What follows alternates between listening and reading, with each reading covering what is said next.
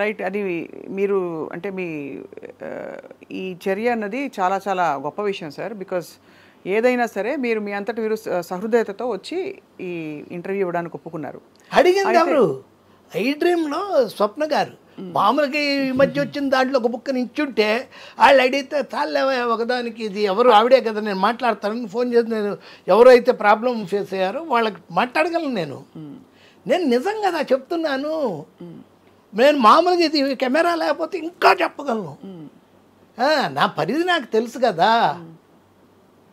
అది నేను అక్షరం ఇంతసేపు మాట్లాడాను. మీ యూనిట్లో ఎవరైనా అంటే ఇప్పుడు అందరి ఉద్దేశం, అందరి ఆలోచన ఏంటంటే సార్, నాకు చెప్పిన 3-4 మాత్రమే, నేను పేర్లు చెప్పను ఎవరెవరు ఏమిటని.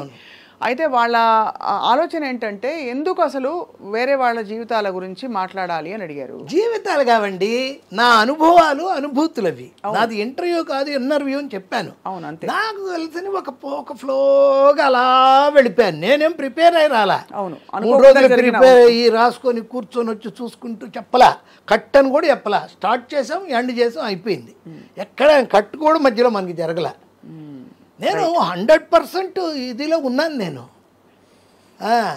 నేనేదో ఎవరినో ఒక పెద్ద మిక్కిలి రాధాకృష్ణమూర్తి లాంటి వాళ్ళని, జయసుధ లాంటి ఒక లెజెండరీ, ఇప్పుడు మనకున్న వాళ్ళలో ప్రెషియస్ నటీమణులు అంటే నాకు తెలిసి ఫస్ట్ జయసుధ, తర్వాత జయప్రద.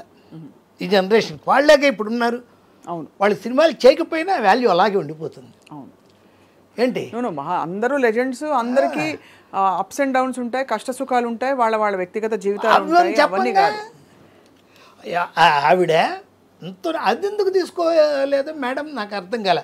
ఆవిడ చాలా మెగ్నానమస్గా ఉంటారండి. అమ్మో ఆవిడ చాలా ఏది లెక్క చేయరు అసలు అని చెప్పాను. అవి తీసుకోలే, ఇవే తీసుకుంటారు.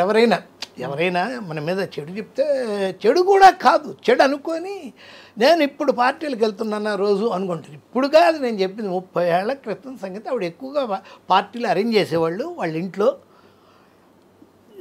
చాలామంది వచ్చేవాళ్ళు. నేను 2-3 సార్లు వెళ్ళాను. నాకు తన స్వయంగా చేతులతో నితిన్ కపూర్ గారు ముల్లంగి, క్యారెట్ 2 తురిమి లైట్గా నిమ్మకాయ వేసి ఇస్తే ఆ డిష్ అదిరిపోయాను నేను. ముల్లంగి ఇది స్పైసీగా ఉంటుంది కదా. అవును, అవన్నీ గుర్తున్నాయి నాకు. తిని నేను ఎలా మర్చిపోతాను? అదే అలా అంటే బహుశా మీరు కూడా కొంత స్ట్రెస్ పడి ఉంటారు ఈ టైంలో.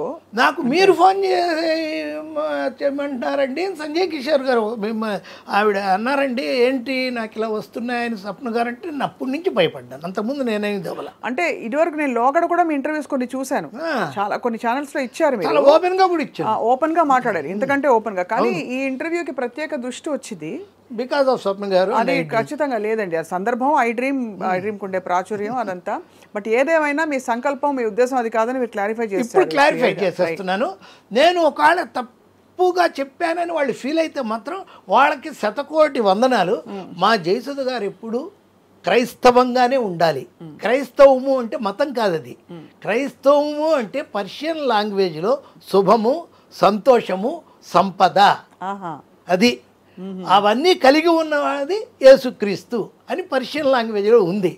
ఆవిడ సర్వ వేళలందు ఇప్పుడున్న జనరేషన్లో మెడికల్ అడ్వాన్స్మెంట్కి 100 ఏళ్ళు కాదు 125 ఏళ్ళు చక్కగా ఉండాలని ఆవిడ్ని నేను పూజించే అందరి దైవాలతో కలిపి ఆవిడ క్రైస్తవంగా ఉండాలని పూజిస్తున్నారు. రైట్.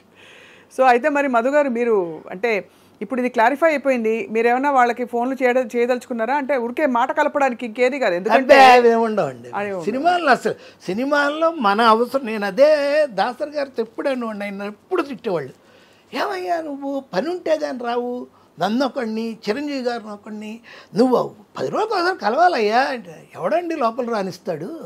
మీరు ప్రోగ్రాం చెప్తే నేను లోపల రాగలను, నేను ఫోన్ చేస్తే మీరు ఎత్తి మీరు నన్ను చెప్పి అది పని లేకుండా ఎలా?